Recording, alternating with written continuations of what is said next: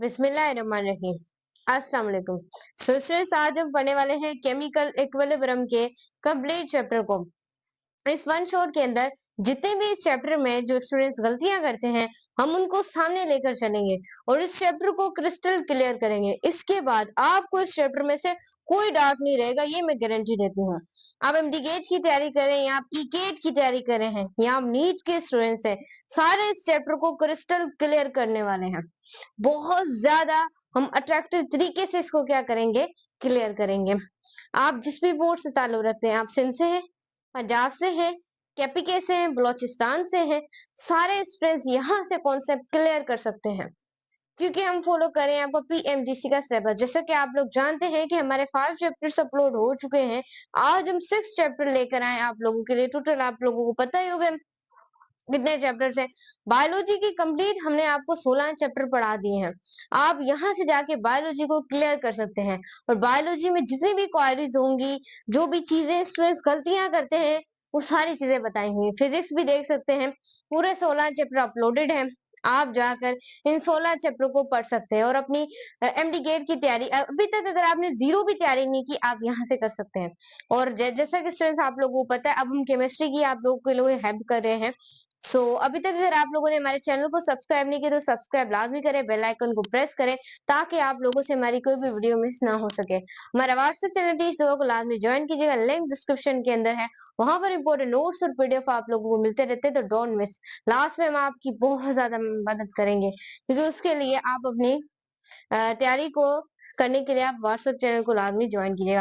हमारे other account पे follow कर सकते हैं, फेसबुक दुआ ज़ारा, टिकटॉक दुआ ज़ारा और इंस्टाग्राम टीच दुआ। तो चलिए स्टार्ट करते हैं। केमिकल इक्विलिब्रियम, नाम से ही आपको पता होगा कि हम इक्विलिब्रियम की बात करने वाले हैं, यानी स्टेबल कंडीशन की बात करने वाले हैं।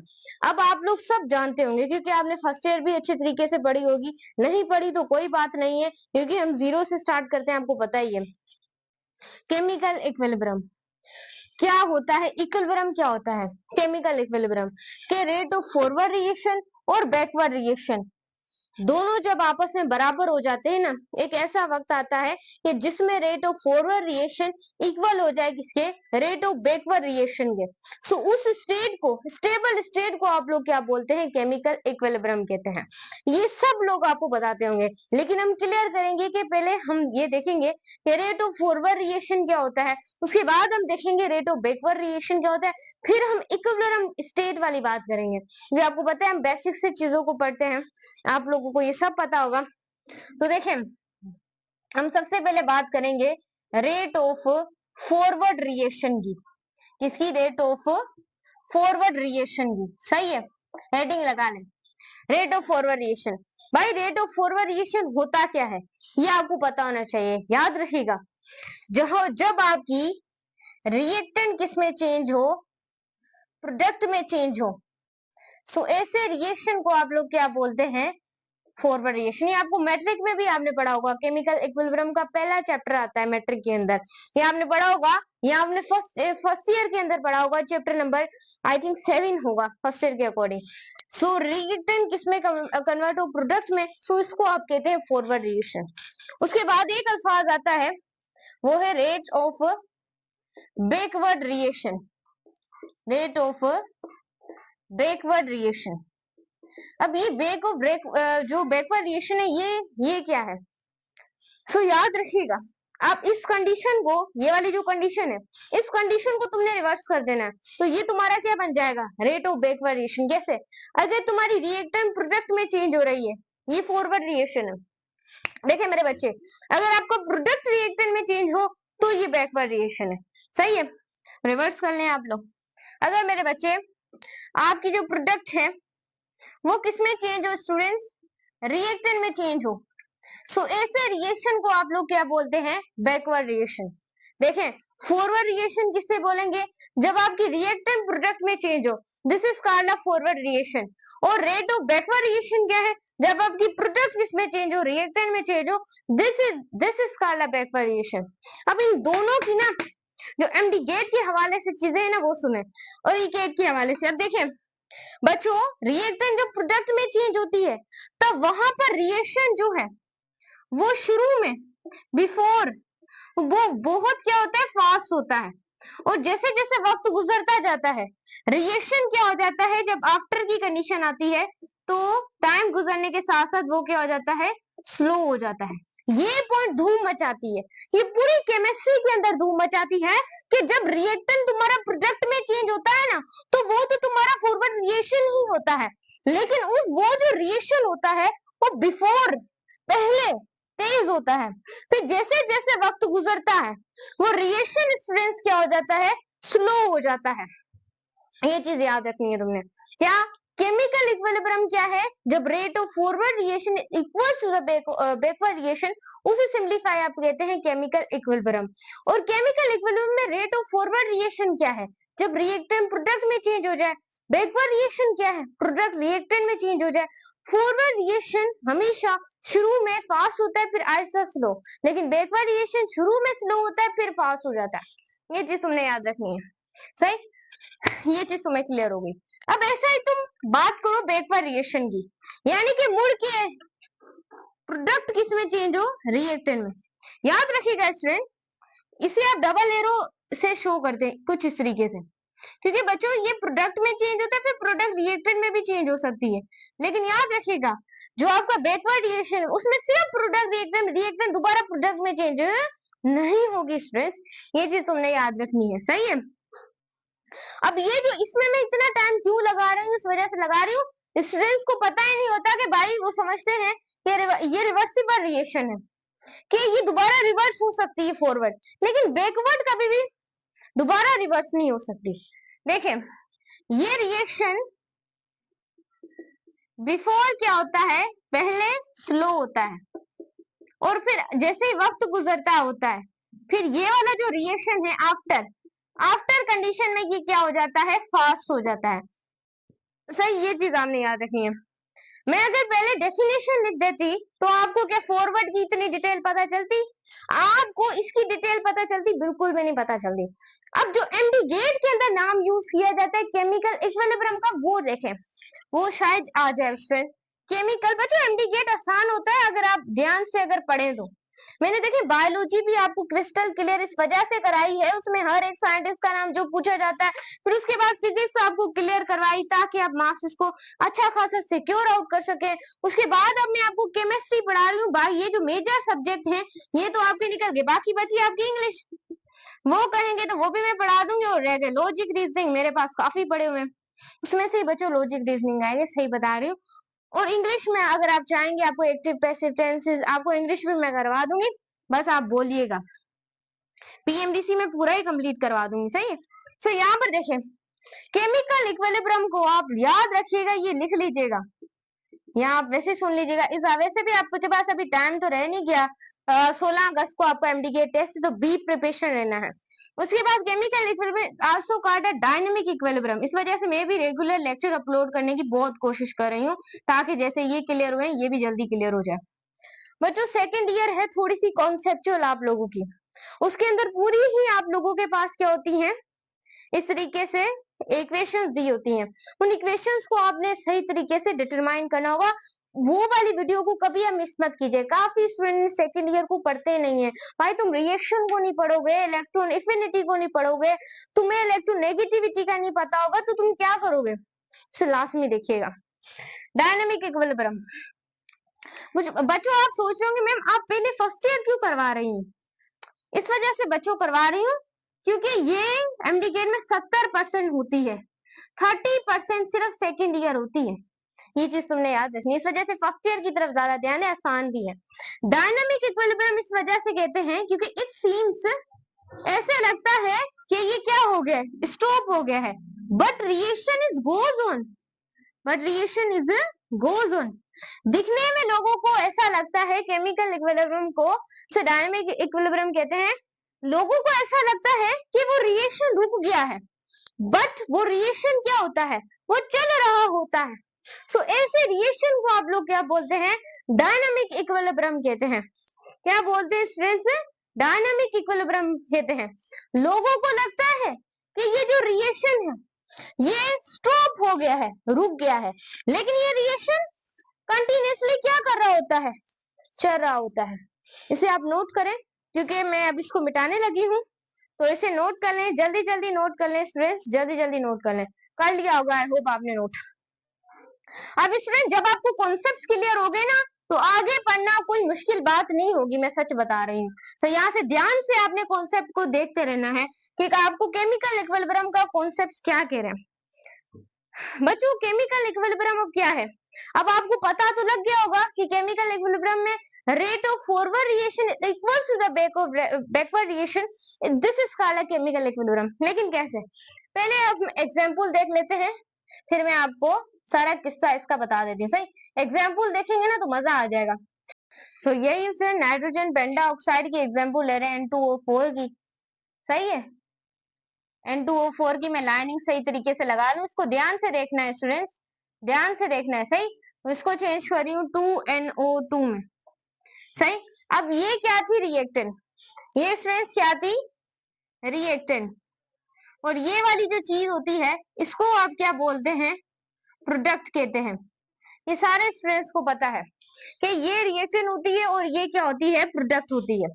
रिएक्टेंट में था नाइट्रोजन टेट्राऑक्साइड, जब ये चेंज हुआ तो इसको चेंज किया, तो यहाँ पर नंबर ऑफ मोल्स को आपने बैलेंस करना है। कैसे बैलेंस करना है, अब यहाँ पर नाइट्रोजन की इक्वेशन को लास्ट में बैलेंस करना है केमिकल इक्विलिब्रियम करते हुए। अब देखें यहाँ पर रिएक्टेंट के अंदर नाइट्रोजन के 2 मोल्स है, नंबर ऑफ मोल्स। यहाँ पर भी नाइट्रोजन के, अगर मैं यहाँ पर 2 हटा दूं तो ये इक्वेशन अभी बैलेंस नहीं है, क्योंकि यहाँ पर नाइट्रोजन के 2 मोल्स है, ऑक्सीजन के 4 मोल्स है। यहाँ पर ऑक्सीजन के 2 मोल्स है और नाइट्रोजन का कोई भी मोल नहीं है। सो बैलेंस करने के लिए आप लोगों को पता होना चाहिए कि आप कोई ना कोई कोफिशिएंट लगाते हैं, फिर आपकी इक्वेशन क्या हो जाती है, बैलेंस हो जाती है। सो यहाँ पर हमने एक ऐसा सुटेबल लगाना है जिससे इक्वेशन बैलेंस हो जाए। सो यहाँ पर हम क्या लगा देंगे, 2 लगा देंगे। अब देखें 2 मोल्स नाइट्रोजन के हैं और 4 moles 2 to the 4। For example आप n यहाँ पर ले लें 3 ले लें, ओ यहाँ पर आप 6 ले लें, तो यहाँ पर हम बना लेते हैं n, यहाँ पर O3। अभी भी इक्वेशन बैलेंस नहीं है, आपने कोई ऐसा कोफिशिएंट लगाना है, प्रैक्टिस करवा रही हूँ कि आप इक्वेशन को बैलेंस कर सके। देखें भाई, नाइट्रोजन के 3 नंबर ऑफ मोल्स है, ऑक्सीजन के 6 मोल्स है, नाइट्रोजन का 1 मोल है, ऑक्सीजन के 3 मोल्स है, 3 नंबर ऑफ मोल्स है। अब मुझे बैलेंस करना है तो मुझे यहाँ पर क्या लगाना पड़ेगा, 3। यहाँ पर मुझे क्या लगाना पड़ेगा, सॉरी मुझे कोई ऐसा नंबर लगाना पड़ेगा, ऐसे कि सुनिए यहाँ पर मैं कर देती हूँ यहाँ पर 2, नाइट्रोजन के मुझे यहाँ पर 2 मिले हुए, सही 2 हो गया। अब मैं यहाँ पर 3 लगा दूंगी, तो 3 टू द 6, 3 टू द क्या हो गया, 6 हो गया, और ये 3 3 द 9 हो जाएगा। फिर ऐसा करते हैं कि यहाँ पर भी 2 लगा देते हैं, राइट, तो 3 टू द 6, यहाँ 3 टू द 6। अब इक्वेशन क्या हो गई, बैलेंस हो गई। नाइट्रोजन के यहाँ 3 मोल्स है, तो यहाँ पर सुनिए सही है, यही सही था, 3 मोल्स, और यहाँ पर ऑक्सीजन के कितने हो गए, 6 मोल्स हो गए। अब इक्वेशन हमारी क्या हो गई, बैलेंस हो गई। इक्वेशन बैलेंस करने में सब लोगों को मसला आता है, लेकिन आपको याद रखना है इक्वेशन बैलेंस कैसे करनी है। सही हो गया, सही हो गया मेरे बच्चे। सो ये रिएक्टेंट हो गई और ये प्रोडक्ट हो गई। अब ऐसा हुआ कि हमने एक बीकर की, ये बीकर था, देखें ये एक बीकर था। अब देखिए जब नाइट्रोजन पेंटाऑक्साइड रिएक्टेंट की साइड होता है तो ये नाइट्रोजन पेंटाऑक्साइड का कलर होता है रेड, और जब ये प्रोडक्ट में चेंज होता है तो ये क्या हो जाता है, नाइट्रोजन पेंटा टेट्राऑक्साइड कलर लेस हो जाता है। सो यहाँ पर देखें, जैसे ही हमने इस बीकर के अंदर किसको डाला, नाइट्रोजन, इसको टेट्राऑक्साइड को इस बीकर के अंदर डाला, ये देखें बीकर के अंदर इसको डाल रहे हैं, मेरे पास रेड मार्कर तो नहीं है, वरना मैं यहाँ पर रेड कलर कर देती, तो समझ जाना है कि ये है क्या। सही, अब इस बीकर के अंदर मैंने किसको डाला, नाइट्रोजन पेंटाऑक्साइड को इस बीकर के अंदर डाला। तो जैसे ही स्टूडेंट इस बीकर के अंदर डाला तो ये किसमें चेंज होगी, प्रोडक्ट में, और प्रोडक्ट कौन सी है, 2NO2 है। सही, प्रोडक्ट में चेंज हुआ। ये देखें बच्चों मैं कॉन्सेप्ट क्लियर करा रही हूँ और कुछ भी नहीं करवा रही। ये बीकर है, इस बीकर के अंदर मैंने किसको डाला है, नाइट्रोजन टेट्राऑक्साइड को डाला है। उसके बाद ये किसमें रिएक्टेंट चेंज हुई, प्रोडक्ट में। प्रोडक्ट में चेंज होने के बाद कोई ऐसा वक्त आएगा इसके अंदर ये दोनों प्रोडक्ट और रिएक्टेंट दोनों क्या हो जाएंगी, बराबर हो जाएंगी, और उस पॉइंट को ही आप बच्चों कहते हैं केमिकल इक्विलिब्रियम। केमिकल इक्विलिब्रियम ये बच्चों कॉन्सेप्ट है और कुछ भी नहीं है, यही कॉन्सेप्ट है, और बाहर से कोई चीज नहीं आती एमडी गेट के अंदर, बता रही हूँ आप लोगों को, तो ध्यान से रखें। इतना क्लियर हो गया। अब यहाँ डेफिनेशन लिख लेते हैं यहाँ पर, rate of backward forward reaction is equals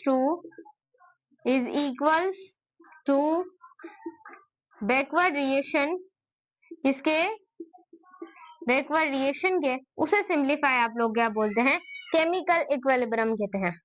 इतना तुम्हें क्लियर हो गया, आई होप तुम्हें क्लियर हो गया। अब देखो नीचे जगह है, सो और ज्यादा कॉन्सेप्ट पढ़ लेते हैं, ना हुई तो फिर देखते हैं, सही है।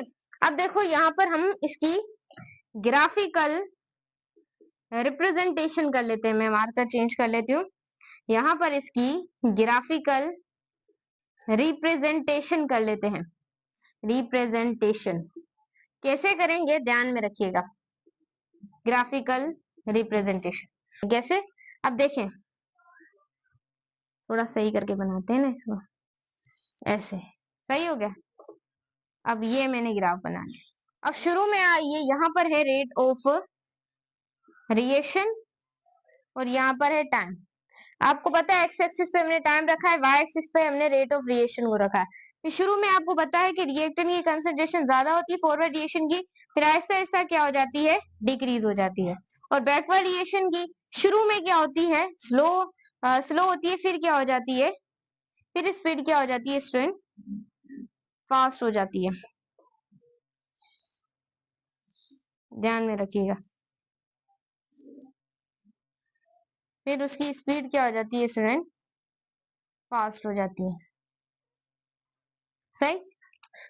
ऐसा वक्त आता है जब ये दोनों आपस में मिल जाते हैं, और ये जो कंडीशन होती है इसे हम कहते हैं इक्विलिब्रियम पॉइंट, कि यहाँ पर rate of forward reaction N2O4 is change into 2NO2, product में क्या हो गया, चेंज हो गया। ये जब इन दोनों एक ऐसा टाइम आया कि इन दोनों की कंसंट्रेशन क्या हो गई, सेम हो गई। अब स्टूडेंट्स एक ग्राफ ऐसा आता है जो कि टाइम और कंसंट्रेशन के दरमियान में होता है ग्राफ, सही। ये फॉरवर्ड रिएक्शन था, फिर ये क्या होगा, बैकवर्ड रिएक्शन, कुछ इस तरीके का आपका ग्राफ बनेगा। ये देखें, ये पहले ये फॉरवर्ड रिएक्शन है, शुरू में फास्ट और फिर बाद में क्या हो जाता है, ये स्लो हो जाता है। ये शुरू में स्लो, बाद में क्या हो जाता है, फास्ट हो जाता है। तो कुछ इस तरीके का ग्राफ है। फिर एक ऐसा पॉइंट आएगा जब दोनों आपस में मिल जाएंगे, उस पॉइंट को आप लोग क्या बोलते हैं, इक्विलिब्रियम पॉइंट कहते हैं, सही है। ये आप लोगों ने देखना है। अब आगे चलते हैं, गौर से स्टूडेंट आपने टॉपिक को देखना था, आई होप आपने देखी। ग्राफ फिराफ का चक्कर नहीं होता वहां पे, भले आप इसे, फिर भी मैंने आपको बता दिया कि ग्राफ दो तरह से बनते हैं, ये ध्यान में रखिएगा। नेक्स्ट स्टूडेंट्स आप लोगों के पास हम नेक्स्ट की तरफ चलेंगे। अब नेक्स्ट जो टॉपिक है वो हमारे पास आता है ला कन्वर्जेशन ऑफ मास, यानी कि एक्टिव मास को पढ़ेंगे। सही, क्लियर तरीके से आपने टॉपिक को क्या करना है, सुनना है, कोई भी चीज को मिस नहीं करना, सही। बिस्मिल्लाहिर्रहमानिर्रहीम, अस्सलाम वालेकुम। स्टूडेंट्स आज हम पढ़ने वाले हैं कि हमारे पास ला कन्वर्जेशन ऑफ मास यानी कि एक्टिव मास क्या होता है, क्रिस्टल क्लियर करेंगे। आप क्लास 11 बोर्ड्स के स्टूडेंट्स हैं, एमडी गेट की तैयारी करें, ई गेट की, तो सारे स्टूडेंट यहाँ से इसको पढ़ सकते हैं। क्लियरली तरीके से हम स्टूडेंट्स क्या करने वाले हैं, इसको क्रिस्टल क्लियर करने वाले हैं। आप जिस भी बोर्ड से, आप सिंध से, पंजाब से, केपीके से, बलोचिस्तान से हैं, तो सारे स्टूडेंट यहाँ से अपनी तालीम को हासिल कर सकते हैं। अभी तक अगर आप लोगों ने टीच दो यूट्यूब चैनल को सब्सक्राइब नहीं किया तो सब्सक्राइब लाजमी करें, बेल आइकन को प्रेस करें, और व्हाट्सएप चैनल टीच दुआ को लाजमी ज्वाइन कीजिएगा। इंपोर्टेंट नोट्स और पीडीएफ मिलते हैं, तो चले स्टार्ट करेंगे, लेकिन लिंक डिस्क्रिप्शन के अंदर है। चलें स्टार्ट करते हैं। यहाँ पर देखिएगा, हम लिखते हैं यहाँ पर ला कन्वर्जेशन ऑफ मास। इसे सिंप्लीफाई आप लोग क्या बोलते हैं, एक्टिव मास भी कहते हैं। और एक्टिव मास आप लोगों को पता है कि किसको बताता है, कंसंट्रेशन रिएक्टेंट की एंड प्रोडक्ट की कंसंट्रेशन को बताता है। कौन, एक्टिव मास। ये चीज आपने याद रखनी है। अब इसके यूनिट्स आप लोग देख सकते हैं, मोल डीएम क्यूब भी होता है, इसे आप ऐसे भी लिख सकते हैं, मोल पर डीएम क्यूब। और एक यूनिट होता है मोल लीटर, मोल लीटर। और एक आप लोगों के पास होता है मोल लीटर। सही, तो ये इसके क्या होते हैं, यूनिट्स होते हैं। क्लियर हो गया। अब इसको सबसे पहले जो डिस्कवर किया था वो दो साइंटिस्ट ने किया था। वो था, एक हमारे पास था गोल्ड ब्रिज एंड वेज। इन दो साइंटिस्टों ने क्या किया था, लॉ कन्जर्वेशन ऑफ मास को डिस्कवर किया था। ये दोनों साइंटिस्ट थे स्कैंडी वेनम के रहने वाले केमिस्ट थे ये दोनों। सही, जो केमिस्ट्री में महारत हासिल करते हैं उन्हें केमिस्ट्री कहते हैं हम लोग। इतनी चीज आपको क्लियर हो गई। इन्होंने बच्चों आपको कैसी के बारे में बताया, इक्विलिब्रियम कांस्टेंट के बारे में बताया इन लोगों ने। इक्विलिब्रियम कांस्टेंट, इक्विलिब्रियम के अंदर बहुत बड़ी ताकत है, इक्विलिब्रियम बहुत बड़ी ताकत है। सो इसे ध्यान से आप लोगों ने सुनना है। सही, इन्होंने बताया कि रेट ऑफ फॉरवर्ड रिएक्शन जब बैकवर्ड रिएक्शन के बराबर हो जाएंगे, सो प्रोडक्ट अपॉन रिएक्टेंट के बराबर, उसे हम कहेंगे कैसी।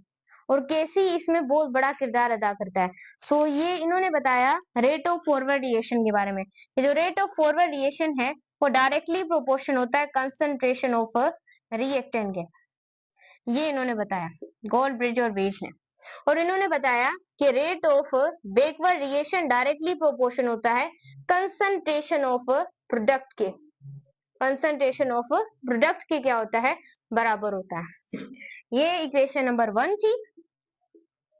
फिर ये बनी इक्वेशन नंबर 2। इन्होंने दो इक्वेशन के बारे में बताया। देखो नीचे नजर आएगा नहीं, सो चलें अब हम इसे कंबाइन कर लेते हैं। ये कंबाइन करने से पहले ने ये समझ लें कि ये आप लोगों को ऐसे ही कॉन्सेप्ट है, इसे आप इक्वेशन मत कहें। सही है, तो यहाँ पर देखें, so rate of forward reaction पूरी जहां पर फॉरवर्ड रिएक्शन का जिक्र होगा वो डायरेक्टली प्रोपोर्शन होगा कंसंट्रेशन, जितनी ज्यादा रिएक्टेंट की कंसंट्रेशन होगी उतना ज्यादा इन्होंने बताया फॉरवर्ड रिएक्शन होगा। और जितनी कम प्रोडक्ट की कंसंट्रेशन होगी उतना कम आपका प्रोडक्ट में चेंज होगा रिएक्शन। तो इसे ध्यान में आप लोगों ने रखना है। अब ये दोनों चीजें तुम्हें क्लियर हो गई हैं। अब मैं तुम्हें एक इक्वेशन देती हूँ कि A is equal A plus B to B change to B, C to C and D to D। ये इक्वेशन हम लेते हैं। सही, अब देखें, अब यहाँ पर हम बनाते हैं एक रेट ऑफ फॉरवर्ड रिएक्शन की इक्वेशन। इसमें ले लेते हैं क्योंकि ये क्या है, रिएक्टेंट। ये forward reaction is dependent on the reactant और backward reaction is depend on the product. ये क्या है, प्रोडक्ट है। तो हम यहाँ पे रिएक्टेंट ले लेते हैं। कोफिशिएंट आपको पता है ऊपर आते हैं पावर, ये जो छोटे लेटर्स होते हैं ये पावर की फॉर्म में आते हैं। सो ये हो गया रेट ऑफ फॉरवर्ड रिएक्शन की इक्वेशन। इसे आप इक्वेशन नंबर 1 के लिए मेरे बच्चे। उसके बाद यहाँ पर देखें, अब हम ये यहाँ पर ले लेते हैं रेट ऑफ बैकवर्ड रिएक्शन की भी इक्वेशन। देखें, ये ध्यान में रखिए, ये नहीं आप छोटी चीजें समझ के इसे छोड़ दें, क्योंकि इसमें से हम सवालात करेंगे, फिर आपको ये चीजें नहीं बताऊंगी, फिर आपको एमडीकेट क्लियर नहीं होगा, बता रही हूँ। नहीं तो मुझे भी ये करने की कोई जरूरत नहीं है। अब देखें, ये समझ गए तो आगे सवाल इजी होंगे। तो ये हमारे पास क्या आ गया, डी। ये कोफिशिएंट कहाँ चला गया, यहाँ पर। ये इक्वेशन नंबर हमारे पास क्या हो गई, 2। ये क्या थी, इक्वेशन नंबर 1 थी। और ये क्या है, इक्वेशन नंबर 2 है। अब तुमने क्या करना है, इन्हें कंबाइन करना है। अब तुम कंबाइन कैसे करोगे, कंबाइन करना है किसको, इक्वेशन 1 को, एंड तुमने कंबाइन किसको करना है, इक्वेशन नंबर 2 को। सही, अब कंबाइन करोगे तो कांस्टेंट आता है। जब डायरेक्टली का साइन आता है, फिजिक्स में पढ़ो, हर कहाँ पे भी पढ़ो, बस बायोलॉजी के अंदर भाई कांस्टेंट का जिक्र नहीं होता, बाकी हर जगह इन दो सब्जेक्ट्स के अंदर होता है। सही, तो देखें, rate of forward reaction and अब यहाँ पर लिख लेते हैं rate of forward and backward की हम यहाँ पर कंडीशन लिख लेते हैं। फॉरवर्ड रिएक्शन में आपकी इक्वेशन क्या है, A to A is equal to B to B is equal to C to C। सही, ऐसे अरेंज कर लेते हैं। फिर D to D। अब हम इसे क्या कर लेते हैं कि बैकवर्ड को ऊपर कर लेते हैं। RB is equal to RF। सही, अब प्रोडक्ट को हम ऊपर लिख लेते हैं C to C and D to D। देखो क्लियर आ रहा है, D to D। क्लियर है, क्लियर आ जाएगा, यहाँ तक तुम्हें क्लियर आ जाएगा। अब तुम नीचे देखो, अब तुमने क्या रखनी है, रिएक्टेंट की कंसंट्रेशन रखनी है। कितनी है? A to A and B to B। सही हो गया। अब ये तुम्हारी, अब ये दोनों कांस्टेंट है। रेट ऑफ बैकवर्ड रिएक्शन भी एक कांस्टेंट है और रेट ऑफ फॉरवर्ड रिएक्शन भी एक कांस्टेंट है। जब दो कांस्टेंट आ जाए, देखें स्टूडेंट, देखें जब आप लोगों के पास दो कांस्टेंट आ जाए तो दो कांस्टेंट आने वाली कंडीशन में एक नया कांस्टेंट पैदा होता है, एक नया कांस्टेंट डेवलप होता है, जिस कांस्टेंट का नाम क्या है? हमारा केसी। क्या आ गया? इन्होंने इतना बड़ा काम किया गोल्डबर्ग ने एंड वीज ने कि उन्होंने आपको एक बहुत बड़ी चीज के बारे में बताया। उस बड़ी चीज का नाम है KC. KC is also called, यहां पर लिख लें, equilibrium constant. KC is the equilibrium constant. अब केसी क्या होता है? एक तरह का रेशियो होता है प्रोडक्ट अपॉन रिएक्टेंट का। जब भी आपने केसी मालूम करना हो तो it is a ratio of the product upon reactant. ये चीज आपने याद रखनी है। क्लियर हो गया? ये चीज तुम्हें याद रखनी है। अब केसी किन किन चीजों पे डिपेंड करता है? तुम्हें इक्वेशन बनानी आनी चाहिए। देखिए मैं एक इक्वेशन लिखती हूँ, फिर आपने मुझे करके दिखाना है कि मैम सच में केसी निकला। देखें मैं हेबर्ट्स प्रोसेस की ले लेती हूँ। N2 plus 3H2 is equal to, देखें यहाँ पर 2NH3। ये हेबर्ट्स प्रोसेस है। सही, अब यहाँ पर आपको केसी बनाना आना चाहिए रिएक्टेंट का। प्रोडक्ट लिखेंगे ऊपर कंसंट्रेशन 2, यहाँ पर लिखेंगे NH3। ये जो कोफिशिएंट है ये पावर के अंदर आ जाता है, ये गलती मत कीजिएगा। उसके बाद यहाँ पर लिखनी है रिएक्टेंट की कंसंट्रेशन। N2 आएगा यहाँ पर और यहाँ पर आएगा 3H2 और 3 आप लोग किस में ले जाएंगे? पावर में। आपको केसी बनाना आना चाहिए। अब अगर आप एक और इक्वेशन ले लें, H प्लस I2 ये बनाता है 2HI। क्लियर है? यहाँ पर हमारे पास आ जाए H2 और I2 ये बनाते हैं 2HI। 2 मोल हाइड्रोजन की इक्वेशन। देखें मैं हर बार बताती हूँ कि भाई तुम्हें इक्वेशन बैलेंस करनी आनी चाहिए। हर बार तुम्हें मैंने बताया नहीं, बताओ भाई वोट करो, बताया नहीं। मैंने हमेशा तुम जो पढ़ा रही थी शुरू से मैंने तुम्हें बताया था equation must be balance. Equation balance हो जाएगी। H के कितने मोल है? 2। I के आयोडीन के कितने मोल है? 2। हाइड्रोजन आयोड बना के हाइड्रोजन आयोडाइड बन जाएगा। उसके बाद देखें 2 मोल इसके और 2 मोल इसके, इक्वेशन बैलेंस है। सही हो गया। अब तुमने इसका केसी निकालना है। केसी क्या होता है? Product upon reactant. प्रोडक्ट बनाओ, तुम प्रैक्टिस करा रही हूँ। इधर आ गया 2। अब रिएक्टेंट में आप लिखेंगे, मेरे साथ बोले H2 और मैम यहाँ पर क्या आएगा? I2। अब आपको क्लियर हो गया होगा मुझे लगता है। अब देखो क्लियर नजर आ रहा है? नहीं, हाँ जी, बेस्ट पढ़ा दिया आप लोगों को। इसकी डिटेल आप लोगों को पता होनी चाहिए कि कैसी। अब केसी डिपेंड किसके ऊपर करता है और केसी किसके ऊपर डिपेंड नहीं करता, वो चीजें आपको बताऊंगी, इसे नोट कर लें। शायद रह जाती मैं पानी पी लूं और आप इसे नोट कर लें। सही है? 1 2 3।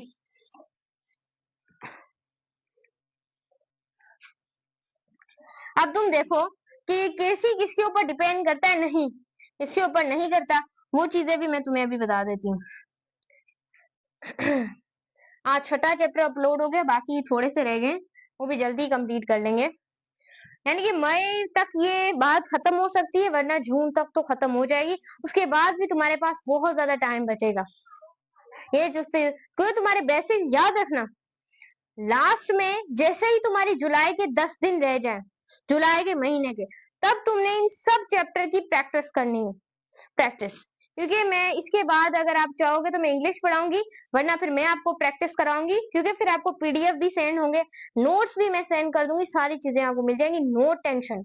उसके बाद पास पेपर डाउ यूनिवर्सिटी के उसके बाद एमडी गेज के पास पेपर, सारी चीजें तुम्हें मिल जाएगी। प्रैक्टिस पास पेपर की मस्त मस्त करनी है।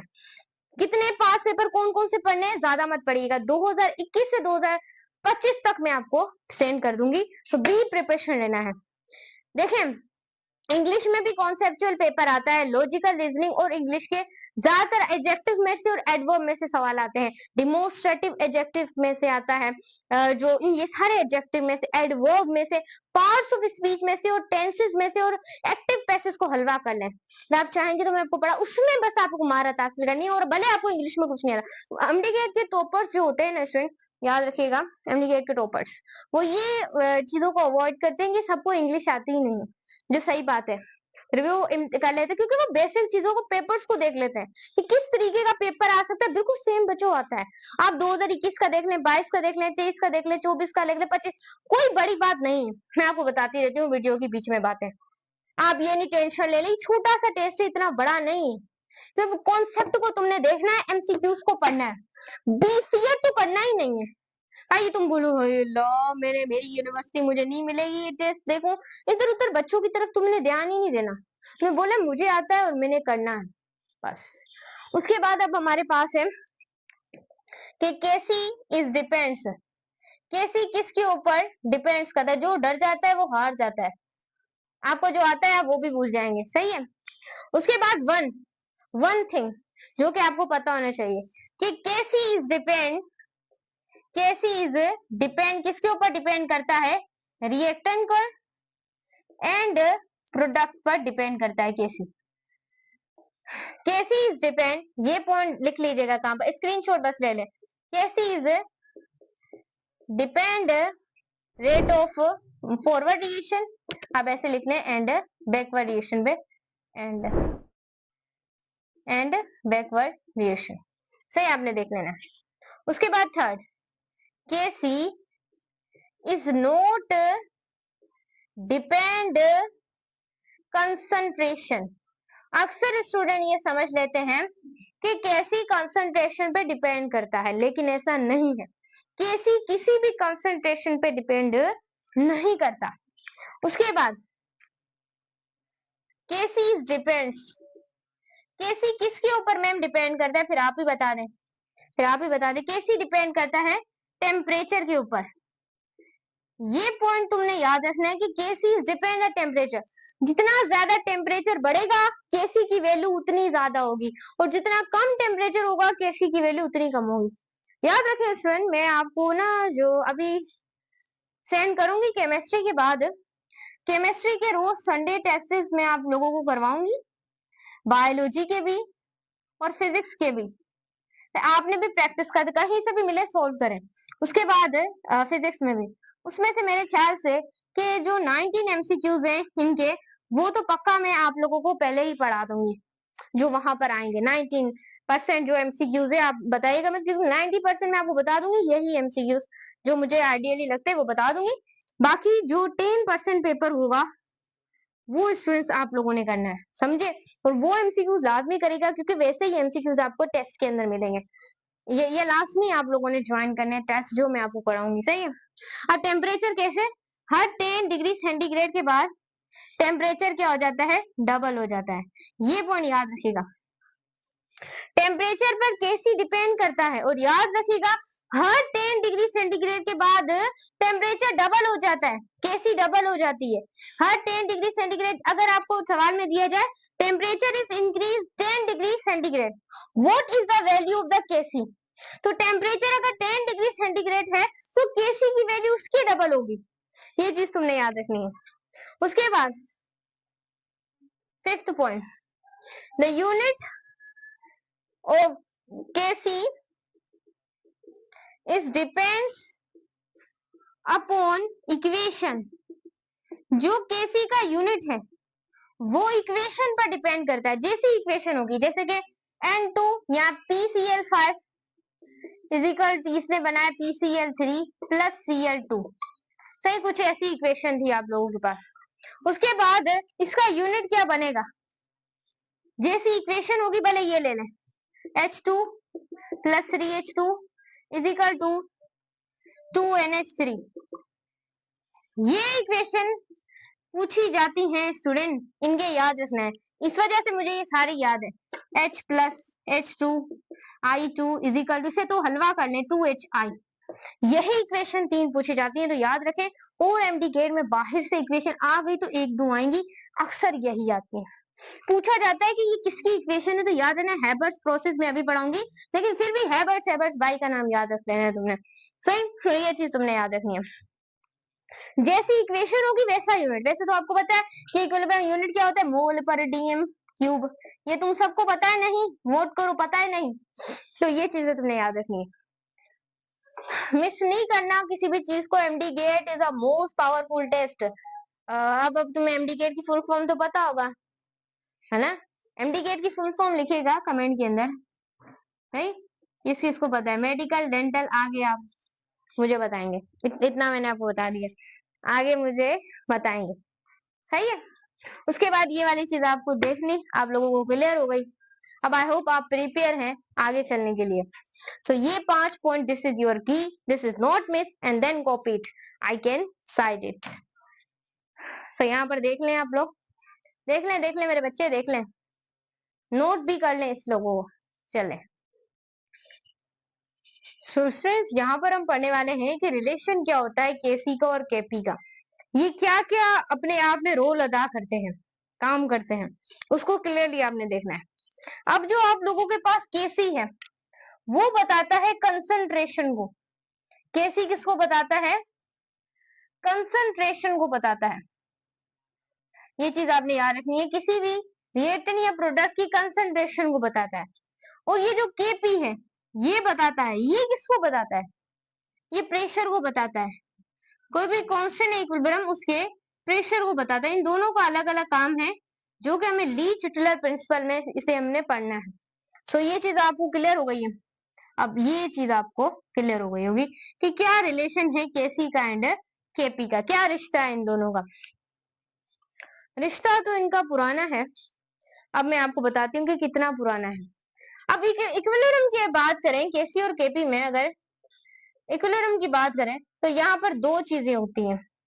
एक होता है होमोजीनियस रिएक्शन, एक होता है हेट्रोजीनियस इक्विलिब्रियम। दो तरह के इक्विलिब्रियम। होमोजीनियस इक्विलिब्रियम में रिएक्टेंट एंड प्रोडक्ट की जो स्टेट है वो सेम रहती है। हेट्रोजीनियस में क्या रखना है? हेट्रोजीनियस में रिएक्टेंट एंड प्रोडक्ट की जो स्टेट है वो क्या होती है? डिफरेंट होती है। ये चीज तुमने याद रखनी है कि इक्विलिब्रियम दो तरह के होते हैं। एक तुम्हारे पास होता है होमोजीनियस और दूसरा तुम्हारे पास हेट्रोजीनियस होता है।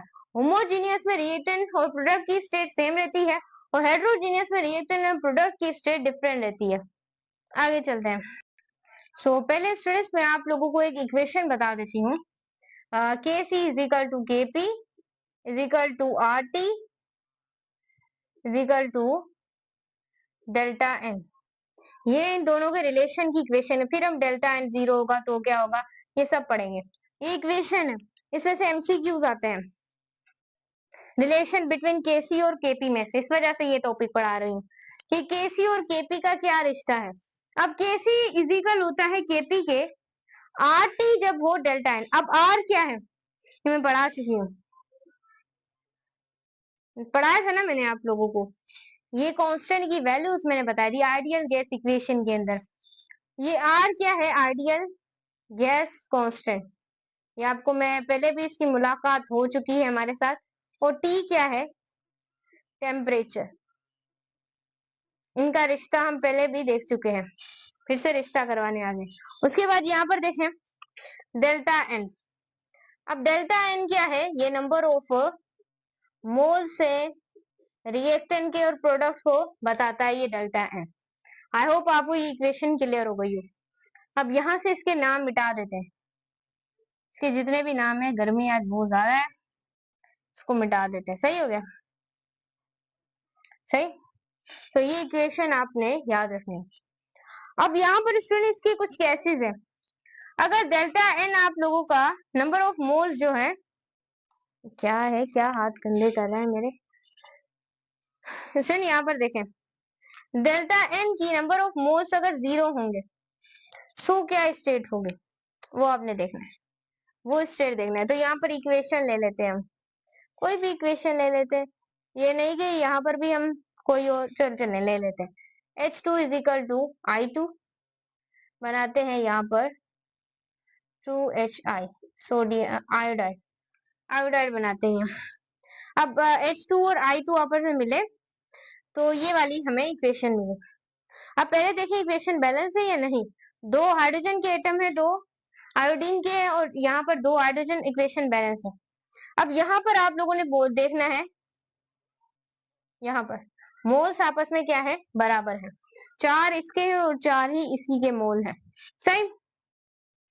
अब तुमने इसका केसी निकालना है, प्रोडक्ट अपॉन रिएक्टेंट के बराबर होता है, तो यहाँ पर तुमने केसी लिखना है, प्रोडक्ट लिखनी है HI इज इक्वल टू 2 और ये कितना हो जाएगा H2 एंड I2, सही।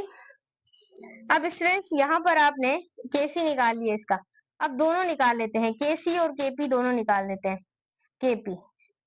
अब यहाँ पर केसी और केपी हम लोगों ने लिख दिया। अब यहाँ पर आप लोगों ने सिंपल इसके मोल्स अब पुट कर देने, RT सेम आएगा और डेल्टा एन की जगह पे 2 मोल्स रिएक्टेंट के हैं और 2 मोल्स यहाँ पर प्रोडक्ट के हैं, तो 2 से 2 कैंसिल हो गए।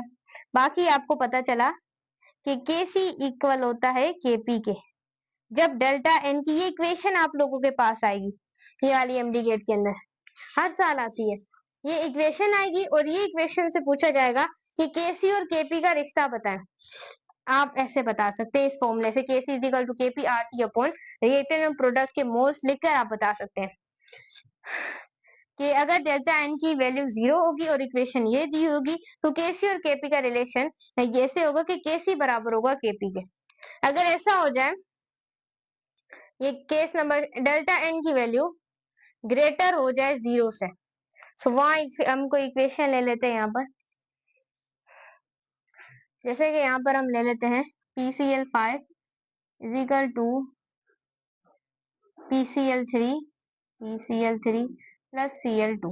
अब पहले देखिए इक्वेशन बैलेंस है या नहीं, PCl5 PCl3 एंड Cl2, ये आपने क्या करनी है, क्लियर रखनी है। अब यहाँ पर आपने केसी और सीधा केसी और केपी निकाल लेते हैं, KC is equal to KP RT is equal to delta N.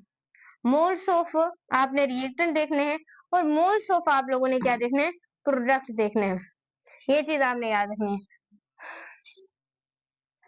Clear है। तो ये चीज आपने याद रखनी है, जैसे ये नहीं कि आप भूल जाए बाद में बोले मैम ने बताई नहीं थी। सो यहाँ पर हमारे पास क्या आएगी वैल्यू इसकी 1 बचेगा। सो यहाँ पर हमें पता चलेगा कि केसी यहाँ पर ग्रेटर है, किससे ग्रेटर है, केपी से ग्रेटर है इस कंडीशन के अंदर, जब डेल्टा एन की वैल्यू ग्रेटर होगी 0 पर, यानी कि प्रोडक्ट की कंसंट्रेशन ज्यादा होगी किससे, रिएक्टेंट से, जब याद रखिएगा डेल्टा एन ग्रेटर होगा 0 पे।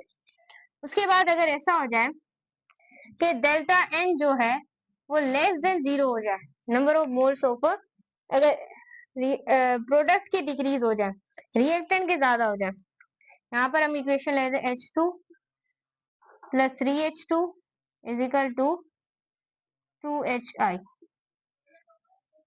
सॉरी क्या बना दिया मैंने, 2NH3, H2 plus 3H2 2NH3, सही। इक्वेशन बैलेंस है नहीं, 2 मोल्स, सॉरी H2 कहाँ आ गया, N2, 2 इसके हैं 5 इसके हैं, 2 इसके हैं 5 इसके, इक्वेशन बिल्कुल बैलेंस है। अब तुमने इसका KC is equal to KP RT और डेल्टा N, अब डेल्टा N की जगह देखें, 4 मोल्स इसके हैं, 4 मोल्स और 2 मोल्स इसके हैं, 2 मोल्स इसके हैं, तो 4 में से जब 2 को निकालेंगे बाकी कितने बचेंगे, 2। KC is equal to KP, ये किसके बराबर होगा, RT इसके बराबर होगा 2 के बराबर होगा, यानी कि 2 बचा, यानी कि रिएक्टेंट की concentration is more than react product, product से ज्यादा होगी, ये पॉइंट भी लिख लीजिएगा साथ में। यहाँ पर लेस होगी, मैंने आपको बता दिया था। रिएक्शन देख लें कि product is less than reactant, समझ गए आप लोग। सो ये चीज आपने याद रखनी। एमसीक्यू स्टूडेंट्स ऐसे ही आएंगे, बाहर से मैंने आपको बताती रहती हूँ, कोई चीज नहीं आती। सो यहाँ पर देखें, अब तुमने क्या करना है, यहाँ पर के सी इज लेस देन के पी, समझे।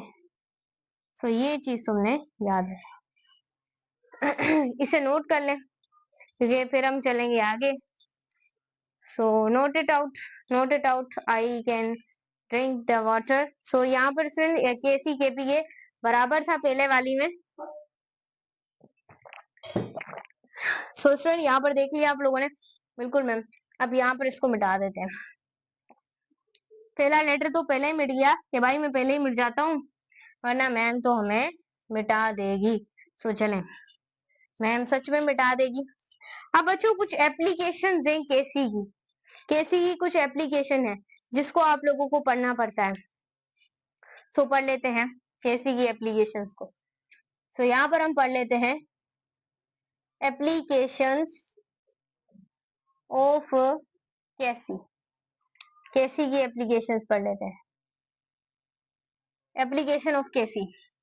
अब फर्स्ट जो एप्लीकेशन है वो होती है extent of reaction, extent of reaction इसके अंदर होता है।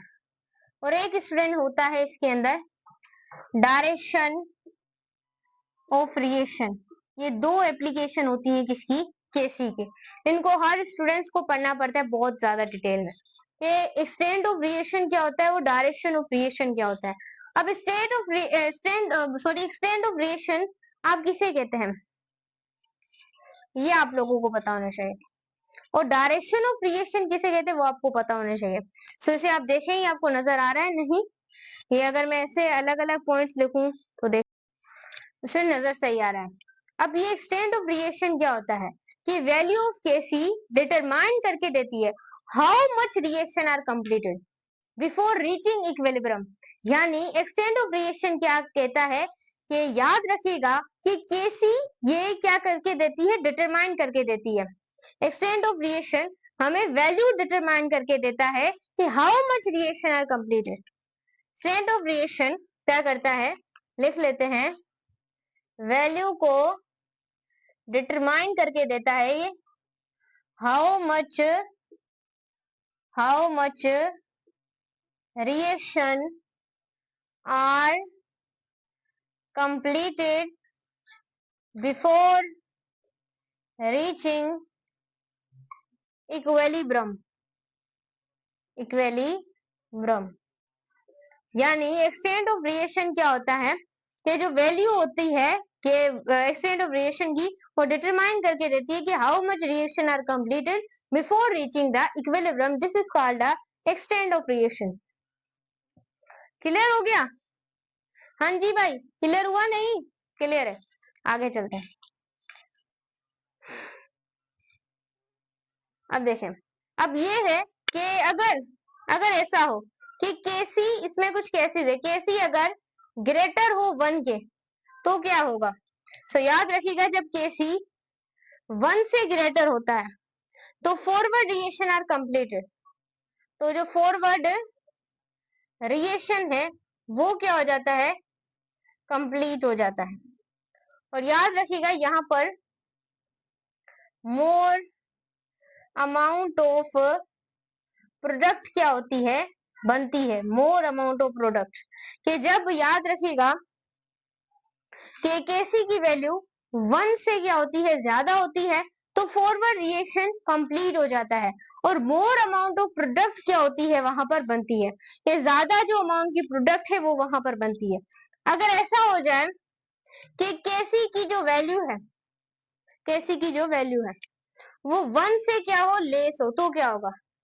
तो वहां पर याद रखिएगा बैकवर्ड जो रिएक्शन है वो वहां पर क्या होगा, कंप्लीटेड होगा। देखो नजर आया नहीं, थोड़ा सा इसको ऐसे कर लेते हैं, सही है। देख लें, सर ध्यान में रखिएगा। तो चले, एक बार रिएक्शन कंप्लीट हो जाता है और मोर अमाउंट होती है किसकी, रिएक्टेंट की फॉर्म होती है। सही हो गया। सो ये चीज आपने याद रखनी है। अब और नीचे देखें कि जगह है तो एक और पार्ट नहीं, जगह नहीं है अभी, बिल्कुल भी जगह नहीं है। एक केस में आपको अपने मुंह से बता देती हूँ कि अगर केसी जो है वो 1 के बराबर हो जाए तो उसमें याद रखिएगा जो रिएक्शन कंप्लीट होता है वो मिड वे में होता है। रिएक्टेंट भी उतना ही कन्वर्ट बना होता है और प्रोडक्ट भी उतना ही बना होता है। और याद रखिएगा वहां पर जो प्रोडक्ट और रिएक्टेंट होते हैं वो दोनों बराबर होते हैं। ये तीसरा केस है। उसके बाद extend of reaction, extend of reaction में आता है केसी और एक वर्ड अल्फाज आता है क्यूसी। क्यूसी क्या करता है कि डायरेक्शन बताता है एट एनी पॉइंट की, डायरेक्शन बताता है एट एनी पॉइंट, कोई भी पॉइंट होता है उसकी डायरेक्शन बताता है क्यूसी। और केसी क्या बताता है, कंसंट्रेशन बताता है कि रिएक्शन कितना कंप्लीटेड हुआ है। तो ये है डायरेक्शन ऑफ रिएक्शन, कि कैसी कंसंट्रेशन कंप्लीट कौन सी डायरेक्शन में हुई है, और क्यूसी बताता है कि डायरेक्शन बताता है एट एनी पॉइंट की डायरेक्शन बताता है। अब अगर जो क्यूसी है, क्यूसी वो ग्रेटर देन केसी हो तो क्या होगा, क्यूसी अगर ग्रेटर देन केसी हो तो रिएक्शन क्या होगा, बैकवर्ड। ये याद रखिएगा। अगर ऐसा हो जाए क्यूसी इज लेस देन केसी तो रिएक्शन क्या होता है, फॉरवर्ड होता है।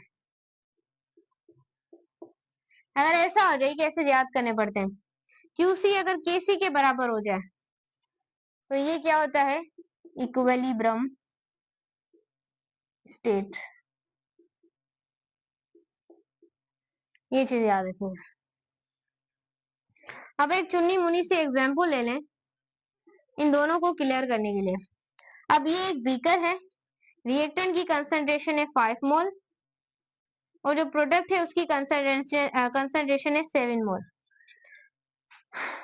और यहाँ पर दोनों जो दूसरा यानी कि ये रिएक्टेंट और प्रोडक्ट की कंसंट्रेशन इनिशियल इतनी है। अब जो फाइनल कंडीशन है फॉर एग्जांपल वो कितनी है कि रिएक्टेंट के भी 5 मोल है और प्रोडक्ट के भी फाइनल में कितने हो जाते हैं, 5 मोल हो जाते हैं, यानी कंसंट्रेशन मेंटेन हो जाती है। सो ये हम इजीली इसका केसी बना सकते हैं, प्रोडक्ट अपॉन रिएक्टेंट करके केसी इजीली बता सकते हैं इसका, ये आपको पता है। लेकिन क्यूसी कैसे निकालेंगे, अब बीच में से रुक कर अगर किसी भी एट एनी पॉइंट की पूछी जाए कंसंट्रेशन, फिर जो चेंज हो रहा था वो फॉर एग्जांपल रिएक्टेंट 5 मोल ही रहा और प्रोडक्ट क्या हो गया 6 मोल बन गया, तो फिर भी हमें सही रिजल्ट नहीं बना, इक्विलिब्रियम स्टेट कायम नहीं हुई थी। तो एट एनी पॉइंट के लिए आप क्या इस्तेमाल करते हैं, क्यूसी। क्या इस्तेमाल करते हैं, क्यूसी। इसको आप नोट करें, इसको आप नोट कर लें स्टूडेंट्स, क्योंकि अब हम चलेंगे आगे। सो नोट, बिस्मिल्लाहिर्रहमानिर्रहीम, अस्सलाम वालेकुम। स्टूडेंट्स आज हम पढ़ने वाले हैं कि हमारे पास ली चटलर प्रिंसिपल क्या होता है। बहुत ज्यादा इंपॉर्टेंट टॉपिक है ये, हर एग्जाम्स में इसमें बहुत ज्यादा सवाल इस टॉपिक में से आते हैं। आप एमडीगेट की तैयारी करें, ईकेट की तैयारी करें या नीट के स्टूडेंट्स हैं तो सारे यहाँ से इस टॉपिक को क्रिस्टल क्लियर आउट कर सकते हैं, क्योंकि हम पढ़ने वाले हैं इसको बहुत ज्यादा ही डिटेल में। आप क्लास 11 बोर्ड्स के स्टूडेंट्स हैं, आप सिंध से हैं, पंजाब से हैं, केपीके से, बलोचिस्तान से, तो सारे इस टॉपिक को क्रिस्टल क्लियर कर सकते हैं।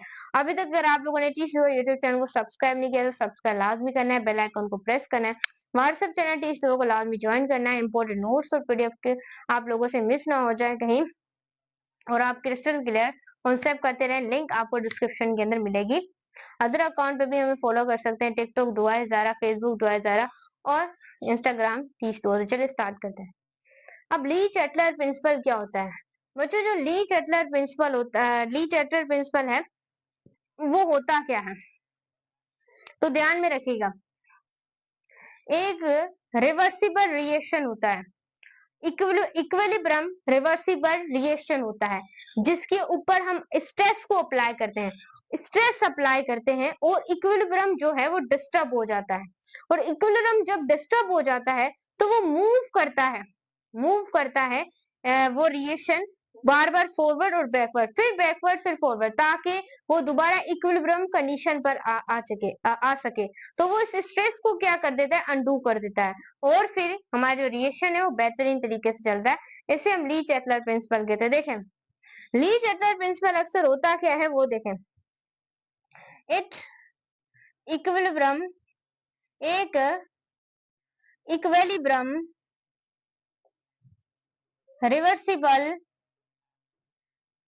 रिवर्सिबल जो रिएक्शन है उसे क्या करते हैं, हम डिस्टर्ब करते हैं बाय अप्लाइंग स्ट्रेस को अप्लाई कर उसे क्या करते हैं, स्टेट को डिस्टर्ब करते हैं। फिर वो स्टेट दोबारा मूव करे, यानी कि घूमे, कभी फॉरवर्ड जाए, दोबारा से वो इक्विलिब्रियम हालत को मेंटेन करना चाहती है, और कभी वो कहाँ जाए, बैकवर्ड जाए, कभी फॉरवर्ड कभी बैकवर्ड। तो वो क्या कर देती है, तो वो क्या कर देगी, आपको पता भी है वो क्या करेगी, वो फिर वो जो हमारा स्ट्रेस है उसे ये क्या कर देगी, घूम घूम के मेंटेन करके उसे अनडू कर देगी। सही। और बच्चों, आप ली चैटलर प्रिंसिपल के अंदर 4 चीजें पढ़ते हैं। आप पढ़ते हैं कंसंट्रेशन को अगर ज्यादा करें कम करें तो क्या होगा, दूसरी कंडीशन में आप पढ़ते हैं प्रेशर को, तीसरी कंडीशन में आप पढ़ते हैं टेम्परेचर को, और इसमें ली चैटलर प्रिंसिपल को पढ़ने के लिए चौथी जो चीज है वो है कैटालिस्ट। क्या देखें, ली चैटलर प्रिंसिपल एक ऐसा प्रिंसिपल है कि एक इक्विलिब्रियम स्टेट पर कोई चीज पड़ी हुई है, उसके ऊपर हम फोर्स अप्लाई करें, स्ट्रेस अप्लाई करें, दोबारा वो घूम घूम कर रिएक्टेंट प्रोडक्ट में कन्वर्ट हो, प्रोडक्ट रिएक्टेंट में कन्वर्ट हो, दोबारा से अपनी वही हालत को मेंटेन रखते, उस प्रिंसिपल को आप लोग क्या बोलते हैं, ली चैटलर प्रिंसिपल कहते हैं। सही। अब अगर हम कंसंट्रेशन में, अगर हम यहाँ पर कंसंट्रेशन को पढ़ लेते हैं, सो कंसंट्रेशन में क्या होता है, अगर रिएक्टेंट इंक्रीज हो जाए तो कौन सा रिएक्शन होगा, तो याद रखिएगा फॉरवर्ड रिएक्शन होगा इसके अंदर, ये बताता है। उसके बाद अगर प्रोडक्ट की कंसंट्रेशन इंक्रीज हो जाए तो रिएक्शन कैसा होगा, बैकवर्ड रिएक्शन होगा। सही। अगर ऐसा हो जाए कि रिएक्टेंट की कंसंट्रेशन को हम कर ले इंक्रीज, उससे हमारा रिएक्शन कर दें अभी हम डिक्रीज्ड, कम कर दें, तो रिएक्शन कैसा होगा, तो रिएक्शन आप लोगों के पास कैसा होगा, बैकवर्ड रिएक्शन होगा। अगर हम ऐसा कर दें कि जो प्रोडक्ट की कंसंट्रेशन है उसे अगर हम डिक्रीज कर दें, तो याद रखिएगा रिएक्शन कैसा होगा, फॉरवर्ड रिएक्शन कैसा होगा, फॉरवर्ड रिएक्शन होगा। इतनी चीजें तुम्हें क्लियर है नहीं। अगर ऐसा हो जाए कि रिएक्टेंट एंड प्रोडक्ट दोनों को क्या कर दें, दोनों को इंक्रीज कर दें, तो कौन सा रिएक्शन होगा, नो रिएक्शन। ऐसा भी एमडी गेट के अंदर आ सकता है, तो मैंने आपको पहले ही बता दिया कि कोई रिएक्शन नहीं होगा। देखो नजर आ रहा है, नहीं नहीं देखा, मेरी आइडियली थिंकिंग जल्दी काम कर लेती है आप लोगों को दिखाने के लिए। सो देखें, सही हो गया। यहाँ से मोबाइल हिल रहा है ना, थोड़ा सा कैमरा हिल रहा है।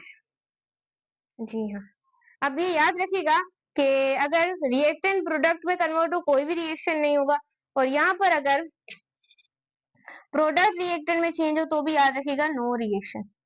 सही। दोनों को अगर इंक्रीज या डिक्रीज कर दें। अब यहाँ पर देखें, अब हम सेकंड कैरेक्टर की बात कर लेते हैं, वो इसमें आता है टेम्परेचर। अब याद रखिएगा आप लोगों ने ना थर्मोडायनेमिक्स में मैंने आपको बताया था थर्मो केमिकल रिएक्शंस के बारे में बताया था कि 2 तरह के रिएक्शन आप लोगों के पास होते हैं। कौन से 2 रिएक्शन होते हैं, एक होता है एंडोथर्मिक रिएक्शन, एक होता है एक्सोथर्मिक रिएक्शन। एंडोथर्मिक रिएक्शन में याद रखिएगा, आपने पढ़ा भी होगा, हीट एब्जॉर्ब्ड होती है। एक्सोथर्मिक में हीट रिलीज होती है। काफी बच्चे रिलीज समझ के इन्वॉल्व को समझते हैं कि ये एब्जॉर्ब हो गई, तो याद रखिएगा रिलीज और इन्वॉल्व दोनों एक ही बात है। सही है। तो एंडो जो थर्मिक है उसके अंदर जो आपके पास इंथाल्पी की वैल्यू होती है वो पॉजिटिव होती है, इसमें जो इंथाल्पी की वैल्यू होती है वो नेगेटिव होती है। सही। अब जो एंडोथर्मिक रिएक्शन है इसके अंदर भी मजीद दो क्या है, इसके अंदर भी मजीद दो रिएक्शन होते हैं। यानी कि अगर टेम्परेचर हाई हो जाए तो कौन सा रिएक्शन है, टेम्परेचर लो हो जाए फिर कौन सा रिएक्शन है। देखो हाई टेम्परेचर की पॉइंट आपको नजर आएगी नहीं, तो आ जाएगी आई थिंक नजर। अब देखिए हाई टेम्परेचर होगा तो रिएक्शन होगा फॉरवर्ड, और अगर लो टेम्परेचर होगा रिएक्शन होगा बैकवर्ड। देखे नजर है, फॉरवर्ड और बैकवर्ड नजर आ रहा है नहीं, तो ये आप समझ आइएगा। हाँ, अगर एक्सोथर्मिक है, सो एक्सोथर्मिक के अंदर टेम्परेचर को हाई करने से जो रिएक्शन होगा वो बैकवर्ड होगा एक्सोथर्मिक के अंदर, और अगर टेम्परेचर को लो कर दें तो इसके अंदर जो हमारे पास होगा वो रिएक्शन होगा फॉरवर्ड। सही हो गया। सो ये दो केसेस आपने देख लिए, इसे नोट कर लें, क्योंकि अब हम इसको मिटा के आगे जो गैसेस दो रह गए उन्हें देख लेते हैं। तो चले,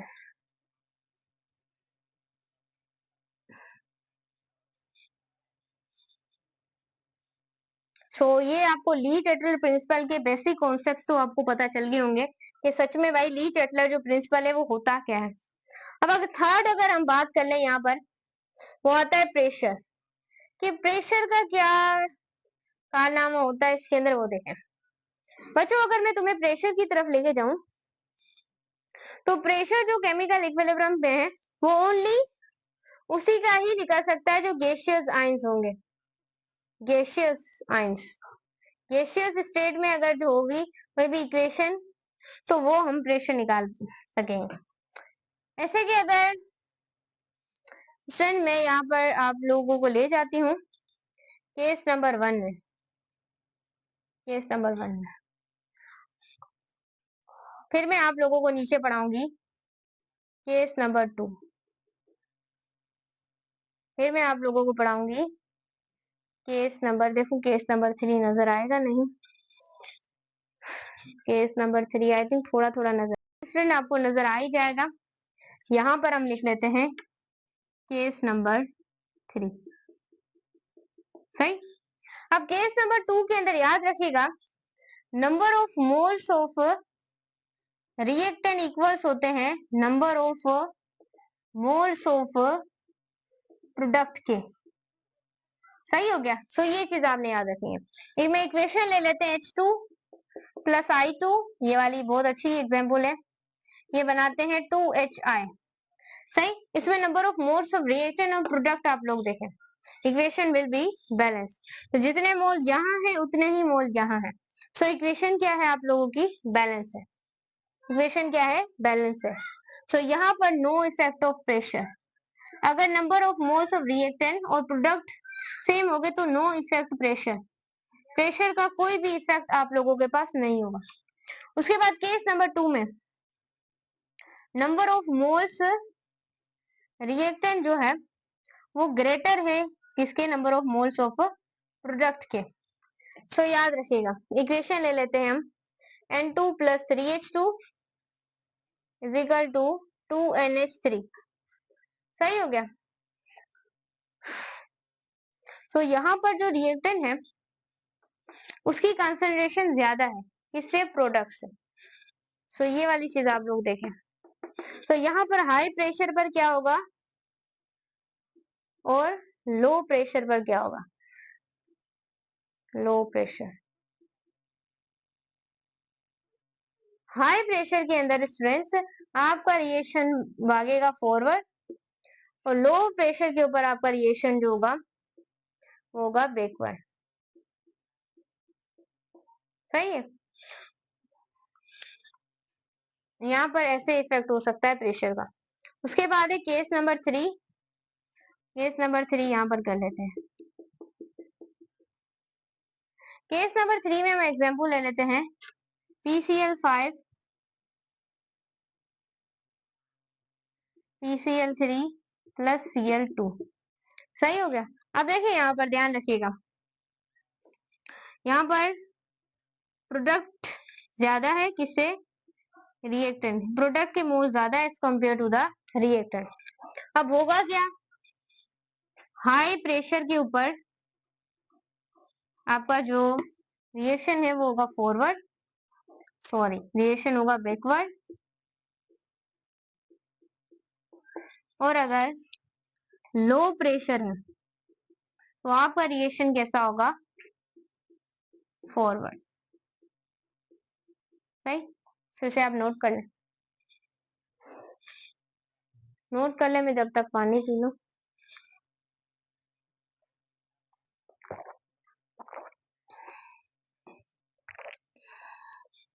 सो आगे चलते हैं।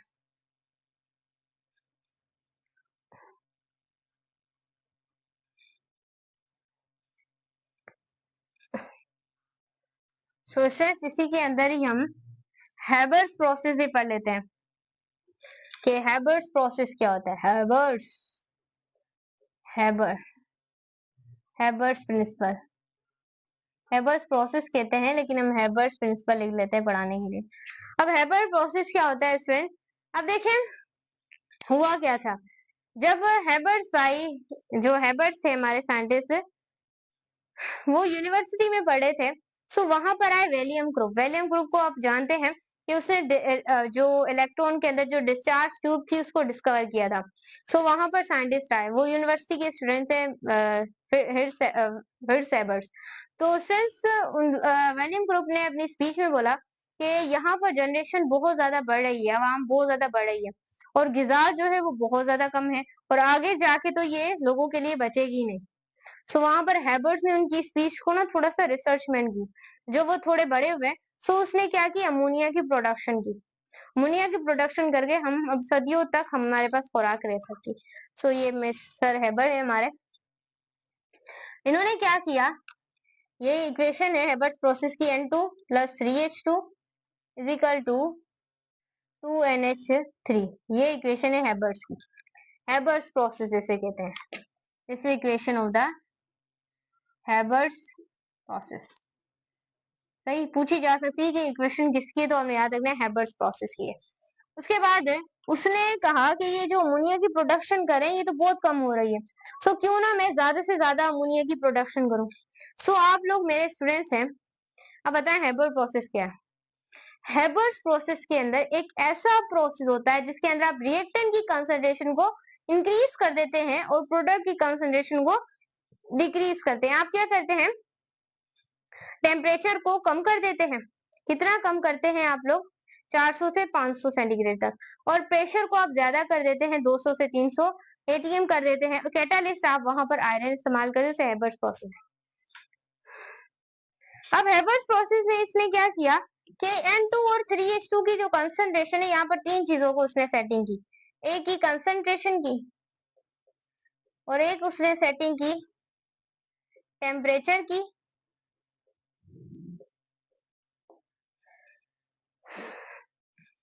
और एक उसने जो सेटिंग है वो की प्रेशर की, और एक जो उसने सेटिंग की वो की कैटालिस्ट की। अब देखें उसने क्या किया, N2 प्लस 3H2 की जो कंसंट्रेशन है उसको इंक्रीज कर दिया, और उसने 2NH3 जो है प्रोडक्ट की कंसंट्रेशन उसको उसने डिक्रीज कर दिया। सही, ताकि अमोनिया की ज्यादा से ज्यादा प्रोडक्शन। उसने टेम्परेचर को क्या कर दिया, लो टेम्परेचर कर दिया। कितना कर दिया, लो कर दिया। कितना कर दिया, 400 से 800 सेंटीग्रेड, 400 सेंटीग्रेड से 500 सेंटीग्रेड टेम्परेचर को उसने लो कर दिया, डिक्रीज कर दिया। प्रेशर को उसने क्या कर दिया, इंक्रीज कर दिया, 200 से 300 ATM तक कर दिया। और कैटालिस्ट उसने जो यूज किया था, तो याद रखिएगा आयरन इस्तेमाल किया था। काफी स्टूडेंट जब एमडी के दे के आते हैं, सो मैंने पूछा जो प्रीवियसली हुआ था 2025 में, 2024 में, तो मैंने पूछा कि हेबर्स प्रोसेस में जो कैटालिस्ट है वो कौन सा यूज होता है? तो उन्होंने मुझे जवाब दिया, मैम लीड इस्तेमाल होता है। मैंने बोला बेशर्मो, तुमने ये टॉपिक को पढ़ के नहीं गए थे? बोला था हमारे स्कूल वालों ने हमें पढ़ाया ही नहीं, कॉलेज वालों में हमने ये टॉपिक को देखा ही नहीं। सो भाई तुम छोड़ो तो नहीं कोई चीज को, एमडी गेट की पीएमडीसी के अंदर तो बच्चे चीजें छोड़ दी उन्होंने। आखिर में तैयारी की, फर्स्ट ईयर इंटर उसने अच्छी पढ़ी नहीं थी। सो मैंने बोला तू क्या कर रहा है, तू पीएमडीसी में से तूने क्यों कोई चीज मिस की? वो लेटे लगा, वो मेरा तुक्का सही लग जाएगा भाई, आयरन था। इस वजह से मैं सारी चीजें आपको डिटेल में बताती हूँ कि हेबर्स प्रोसेस कैसे हुआ। उसे अमोनिया की प्रोडक्शन के लिए उसने कंसंट्रेशन को बढ़ाया और जो टेम्परेचर है उसने उसको कम किया। कितना कम किया? 400 से 500 डिग्री सेंटीग्रेड। प्रेशर को उसने इंक्रीज कर दिया 200 से 300 एटीएम। उसने कैटलिस्ट यूज किया आयरन। नोट कर लें, नोट कर लें स्टूडेंट्स। चले आगे चलते हैं। अब हम पढ़ने वाले हैं सोलिबिलिटी प्रोडक्ट।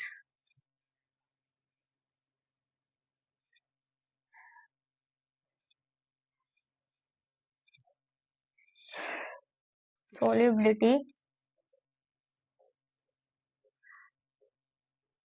प्रोडक्ट। अब इसमें सोलिबिलिटी प्रोडक्ट कौन होता है, कौन बताएगा मुझे?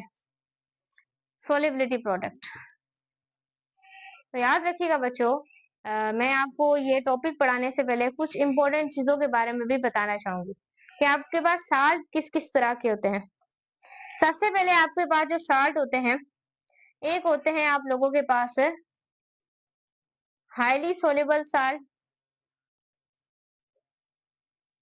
और एक आप लोगों के पास होते हैं स्लाइटली सोल्युबल साल्ट। दो तरह के आप लोगों के पास साल्ट, और स्लाइटली सोल्युबल साल्ट को आप कहते हैं स्प्रेंगली सोल्युबल साल्ट भी आप लोग सीखते हैं। अब स्लाइटली हाईली सोल्युबल साल्ट होंगे आपके first group of the periodic table के एलिमेंट्स। वो आप लोगों के पास क्या होंगे? हाईली सोल्युबल होंगे। ये चीज आपने याद रखनी है। समझ रहे हैं ना मैं आप लोगों को क्या समझाना चाह रही हूँ? तो यहाँ पर आपने देखना है, जैसे कि NaCl हो गया, ये हाईली सोल्युबल साल्ट है। NaBr हो गया, ये भी हाईली सोल्युबल। NaI हो गया, ये हाईली सोल्युबल साल्ट है। अब स्लाइटली जो पानी के अंदर कम डिजोल्व होते हैं वो आते हैं सेकेंड ग्रुप, जो पीरियोडिक टेबल में अंदर सेकेंड ग्रुप है उसके एलिमेंट्स आते हैं।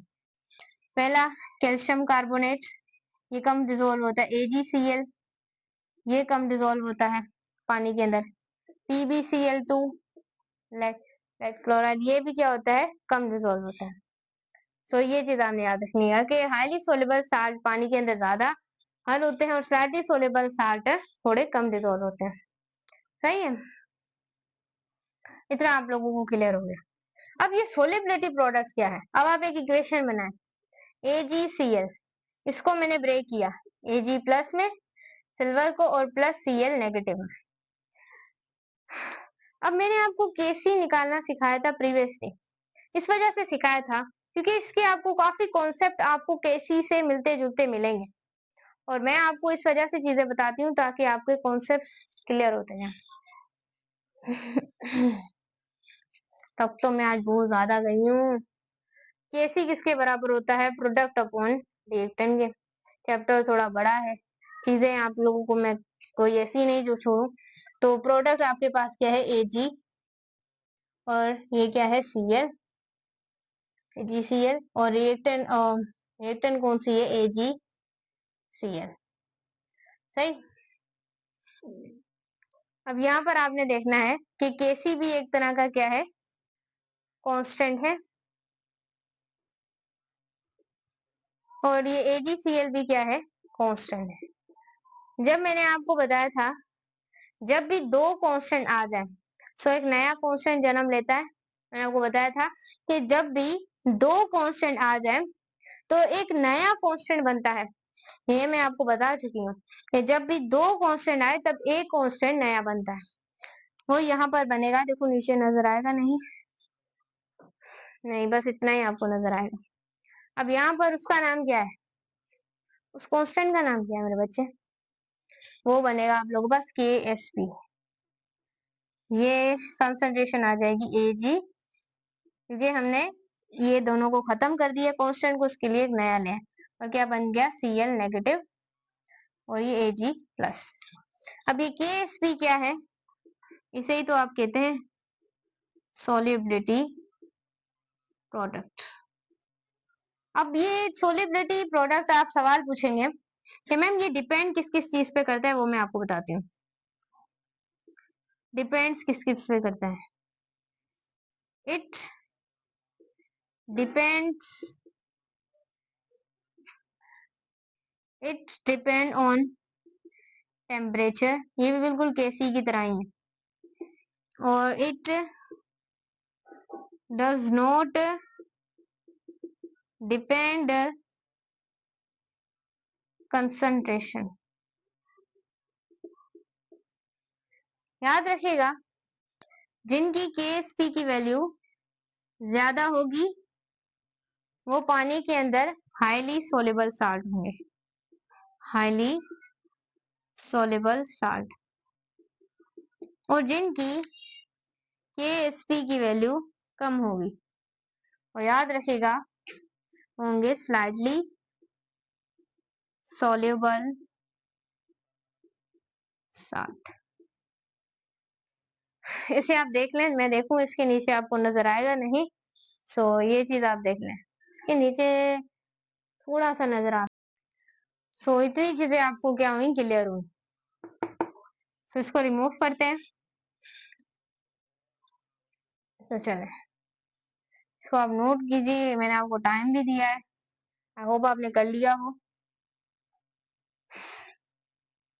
अब स्टूडेंट्स यहाँ पर देखिएगा, इसमें से बताएं KSP value, what is salt, KSP value is decrease. वो कौन सा साल्ट है, इसकी KSP वैल्यू क्या होती है, लो होती है। ऑप्शन दिए जाएंगे, ये अक्सर आता भी है। ए में आपको दिया जाएगा सोडियम क्लोराइड, बी में आपको दिया जाएगा सोडियम ब्रोमाइड, सी में आपको दिया जाएगा सोडियम आयोडाइड, डी में आपको दिया जाएगा CrO4। सही, ये वाला साल्ट दिया जाएगा। अब फॉर एग्जाम्पल मैं KSP की वैल्यू यहाँ पर आप वहां से फॉर्मूले से निकाल लीजिएगा कि KSP की वैल्यू फॉर एग्जाम्पल यहाँ पर आती है, सपोज कर लेते 3 मल्टीप्लाई 10⁻⁹। यहाँ पर KSP की वैल्यू फॉर एग्जाम्पल आ गई 2 मल्टीप्लाई 10⁻⁷। यहाँ पर आ गई है 3 मल्टीप्लाई 10⁸। यहाँ पर KSP की वैल्यू आ गई है 1 मल्टीप्लाई 10⁹। तो बताएं इसमें से KSP की वैल्यू कम कहाँ पर, कौन से साल में है? सो इसकी होगी, ये रट्टा मार लेना, याद कर लेना है। सही है सर। अब देखें,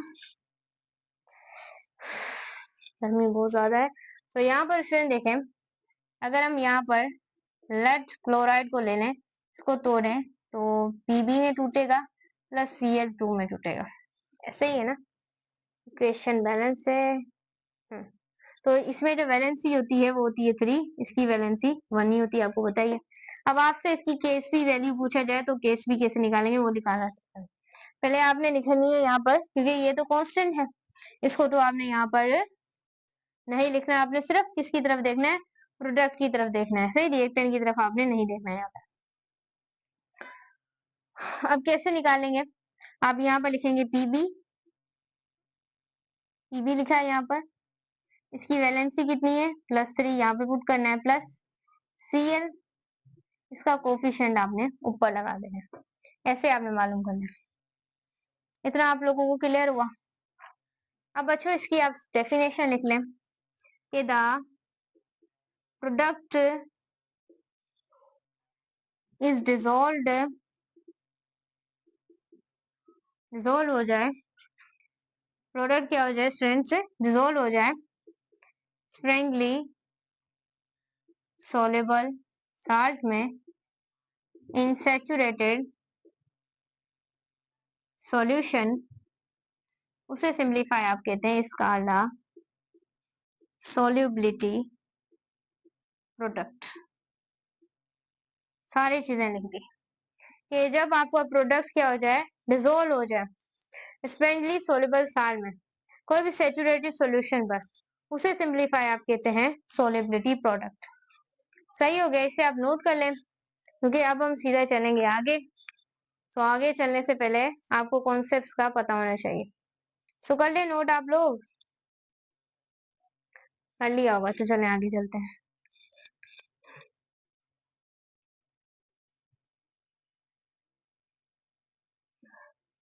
सो स्टूडेंट्स अब हम पढ़ने वाले हैं कि हमारे पास कॉमन आइन इफेक्ट क्या होता है। कॉमन आइन इफेक्ट, अब कॉमन आइन इफेक्ट हमारे पास क्या होता है।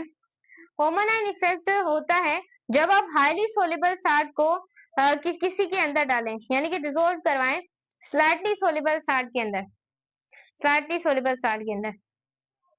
सो उसे सिंपलीफाई आप लोग क्या बोलते हैं, फिर जो आपका पास स्लाइटली सोल्युबल साल्ट है उसके लास्ट में क्या बन जाए, वो कंप्लीटली डिसॉल्व हो जाए, उसके प्रेसिपिटेट बन जाए। प्रेसिपिटेट यानी कि वो नहीं जो ऊपर से निकलते तुपके तुपके पानी के, उसे आप कहते हैं। ये कॉमन है जब आप छोटा सा साल्ट है, इसमें इंग्लिश स्लाइटली सोल्युबल साल्ट के अंदर आप एक बड़ा साल्ट को ऐड कर दें, तो भाई तुम देखो अगर पतली कोई भी लड़की बैठी होगी, उसके ऊपर एक मोटी लड़की को बिठा दें, तो मोटी लड़की को बिठाने से वो जो पतली लड़की होगी वो तो फिस जाएगी बेचारी। ऐसे ही हमने एक वेजल के अंदर हमने क्या लिया, एक छोटा साल्ट लिया, स्लाइटली सोल्युबल साल्ट लिया, उसके अंदर एक बड़ा साल्ट को डाल रहे हैं, तो slightly soluble salt completely dissolve हो जाएगा, लेकिन जो हाईली सोल्युबल साल्ट है वो थोड़ा सा रह जाएगा, क्योंकि उसने तो उसको सारा क्या कर दिया है, अपने अंदर कंप्रेस कर दिया है। बाकी जो बचेगा, बाकी NaCl, वो प्रेसिपिटेट की सूरत में बाहर निकल आएगा। इसी तो आप कॉमन आइन इफेक्ट कहते हैं। क्या कॉमन आइन इफेक्ट किसे कहेंगे, कि ऐसा अगर हम इफ हाईली अगर हम हाईली सोल्युबल साल्ट को डिसॉल्व करवाएंगे स्लाइटली सोल्युबल साल्ट के अंदर, अगर हम डिसॉल्व करवाते हैं, सो डिसॉल्व कराने से क्या होगा, slightly soluble salt is compressed, वो compressed हो जाएगा and it form precipitate PPT, PPT की फॉर्म में क्या हो जाएगा, कन्वर्ट हो जाएगा, PPT प्रीसिपिटेट्स बन जाएंगे उसके। सही, इसे पार्ट्स पर ट्रिलियन कहते हैं। एक होता है पार्ट्स पर मिलियन, जिसे हम PPM कहते हैं, एक होता है PPB। ये चैप्टर इंक्लूड तो नहीं है पर मैंने पढ़ाया हुआ है सॉल्यूशन एंड कोलाइड्स, अगर आपने वो भी पढ़ना होगा। इस चैप्टर में से बच्चों सवाल तो नहीं है लेकिन आता है, वो वन शॉट मौजूद है, मैं प्लेलिस्ट के अंदर लगा दूंगी, आपने वो भी अगर देखनी हो तो आप यहाँ सर्च करके बाय टीच दो आप लगा सकते हैं, उसे आप देख लीजिएगा, क्योंकि उसके अंदर ऐसे ऐसे MCQs बताए मैंने बच्चों, ये पूछे जाते होते हैं, सो देख लीजिएगा अगर आपने पढ़ना हो तो। PPM यानी कि पार्ट्स पर मैंने, एक PPB होता है लेकिन यहाँ PPT है। सही है, इतना आपको क्लियर होगा। तो फॉर्म ऑफ PPT कैसे, एक वेसल है और एक वेसल के अंदर मैंने क्या डाला था, यहाँ पर स्टूडेंट मैंने डाला था स्लाइटली सोल्युबल साल्ट, कौन सा डाला था, AgCl, और फिर मैंने इसके अंदर डाल दिया, इस वेसल के अंदर एक हाईली सोल्युबल साल्ट को ऐड कर दिया, जो कौन सा था, सोडियम क्लोराइड। इंक डाल लूं, खत्म हो गई है।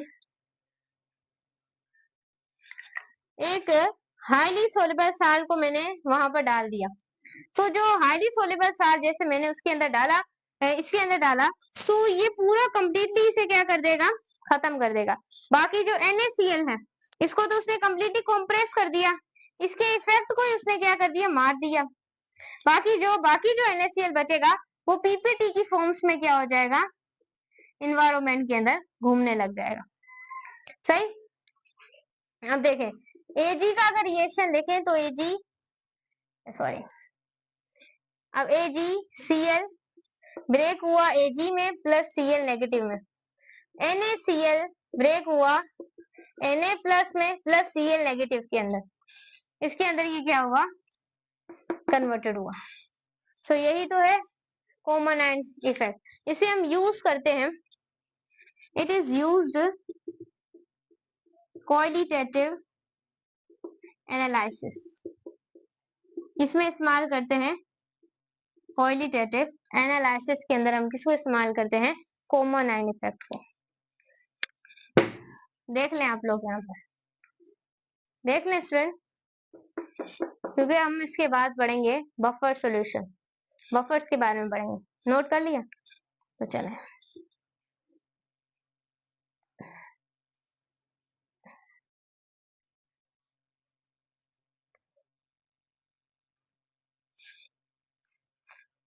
बफर, बफर क्या होता है, किसी को पता है तो अभी कमेंट में लिख दें बफर क्या होता है, नहीं पता तो सुन ले।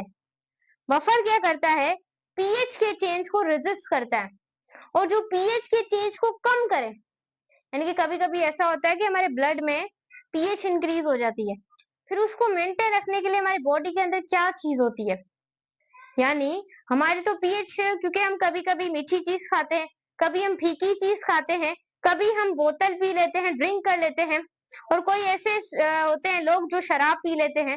सो अलग अलग तरह की हम चीजें खाते हैं, हमारी पीएच को तो चेंज हो जाना चाहिए। फिर हमारी बॉडी के अंदर कौन सी जो चीज है जो पीएच को रेजिस्ट करती है, तो पीएच को रेजिस्ट करने के लिए हमारे ब्लड के अंदर क्या होता है, बफर सॉल्यूशन होता है। बफर क्या करता है, बफर आपकी पीएच को मेंटेन रखता है।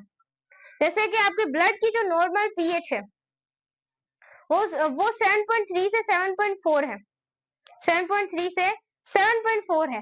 अगर वो 7.3 से 7.4 के बजाय 7.5 पे चली जाए या उससे कम हो जाए, उससे कम हो जाए, अगर 7 से पीएच कम हुई 6 पे चली गई, तो आप कहाँ चले जाएंगे, आप कोमा में चले जाएंगे। अगर आपकी पीएच 6 से छोड़कर 5 में चली गई, तो आप मर जाएंगे, तो आप मर जाएंगे। तो देखें, अल्लाह ताला ने आपकी बॉडी के अंदर एक बहुत अच्छा सिस्टम बनाया हुआ है, जिस सिस्टम का नाम है बफर सॉल्यूशन। बफर सॉल्यूशन आपकी पीएच को क्या रखता है, बिल्कुल अच्छे तरीके से मेंटेन रखता है। आप यहाँ पढ़ेंगे, जब आप मेडिकल के अंदर एमबीबीएस में आपकी सिलेक्शन हो जाएगी, सो जब आप डॉक्टरी का फर्स्ट सेमेस्टर पढ़ेंगे, सो फर्स्ट सेमेस्टर के अंदर आपको बफर की पूरी डिटेल पढ़ाई जाएगी कि बफर सॉल्यूशन होता क्या है, इसमें क्या क्या एडजस्टमेंट्स है, ये सारी चीजें आप लोग पढ़ेंगे फर्स्ट सेमेस्टर के अंदर। सही, ये चीज हमने देखी, आप देखिएगा मेडिकल में एमबीबीएस इंशाल्लाह आपकी हो जाएगी, फर्स्ट सेमेस्टर के अंदर आप ये वाली चीजें पढ़ेंगे। तो देखें, अब बफर, बफर क्या होता है, इट रेजिस्ट, ये रेजिस्ट करता है किसको, पीएच चेंज को ये क्या करता है, रेजिस्ट करता है। कौन रेजिस्ट करता है, बफर। कैसे, हमारे जो ब्लड की अगर हम नॉर्मल पीएच की अगर बात करें तो वो होती है 7.3 टू 7.4। अगर ये 7.3 से 7.4 के बजाय 6 पे चली जाए तो हम चले जाएंगे कोमा के अंदर। अगर 5 में चली जाए तो हम मर जाएंगे, हमारी डेथ पॉसिबल हो जाएगी। सो हमारे ब्लड के अंदर ऐसा क्या होता है, अगर ये देखें, ये हमारी नली है, ये हमारी क्या है, ब्लड वेजल है, इसे हम क्या बोलते हैं, अगर बायोलॉजी की तरफ मैम टीच तो आप अदारे तो। अब देखिए ब्लड वेसल, अब ब्लड वेसल्स आपके पास दो तरह की होती हैं, एक होती है आपके पास आर्टरी और दूसरी क्या होती है, वीन होती है। अगर बायोलॉजी की कॉन्सेप्ट, आर्टरी क्या करती है, ऑक्सीजनेटेड जो ब्लड होता है उसको पूरी बॉडी के अंदर फैलाती है, हार्ट से लेती है, किससे लेती है, हार्ट से लेती है, और हार्ट से लेने के बाद पूरी बॉडी में उसे क्या करती है, फिराती है, और फिर वो लेके जाती है हमारे फेफड़ों के पास, हमारे लंग्स के पास। लंग्स को बोलती है तुम डीऑक्सीडेटेड ब्लड को ऑक्सीजनेटेड में चेंज करो, किसमें, ऑक्सीजनेटेड। फिर लंग्स उसे क्या करते हैं, ऑक्सीजनेटेड में चेंज करते हैं। आपको पता है एक राइट आर्ट्रियम होता है, लेफ्ट आर्ट्रियम होता है, राइट आर्ट्रियम, लेफ्ट आर्ट्रियम होता है, फिर लेफ्ट वेंट्रिकल होता है, ये सारी चीजें हमने पढ़ी होंगी। ब्लड को लेकर आती है, सो उसके बाद राइट आर्ट्रियम, लेफ्ट आर्ट्रियम में जाके आपके लंग्स आते हैं, तो लंग्स में आने के बाद जो आपका ब्लड होता है वो ऑक्सीजनेटेड हो जाता है, और जैसे ही स्टूडेंट्स आपका ब्लड ऑक्सीजनेटेड होता है फिर जाता है लेफ्ट आर्ट्रियम में, फिर जाता है लेफ्ट वेंट्रिकल में। सो इस वजह से बच्चों, आपका जो ब्लड है उसके अंदर कौन सी चीज होती है जो कि जो कि पीएच की कंडीशन को मेंटेन रखती है। आपके ब्लड के अंदर मौजूद होते हैं बाइकार्बोनेट्स मौजूद होते हैं। वो जो बाइकार्बोनेट्स होते हैं वो आपकी पीएच को क्या करते हैं, मेंटेन रखते हैं। ये चीज आपने याद रखनी है। अब एक आप लोगों के पास होता है एसिडिक बफर और दूसरा होता है बेसिक बफर। ये कॉन्सेप्ट तो आपने पहले भी पढ़े होंगे, बच्चों जैसी बात है। एसिडिक बफर क्या होता है, जिसके अंदर वीक एसिड हो, स्ट्रॉन्ग बेस हो। बेसिक बफर क्या होता है, स्ट्रॉन्ग एसिड हो, वीक बेस हो, this is called basic buffer. थोड़ा सा रिवर्स कंडीशन है, देख लें आप लोग। चलें मैं पढ़ा रही हूँ आप लोगों को, तो चलें पढ़ लेते हैं। सो ये ना चर्चा, ये ब्लड की पीएच आपको याद रखनी पड़ेगी। आपकी जो सिंध टेक्स्ट बुक बोर्ड है, पंजाब वाले आप भी सुन लें, जो आपकी सिंध टेक्स्ट बुक बोर्ड है उनका पंजाब वालों ने देखना है, एक चार्ट दिया हुआ है, आप पीडीएफ में से देख सकते हैं।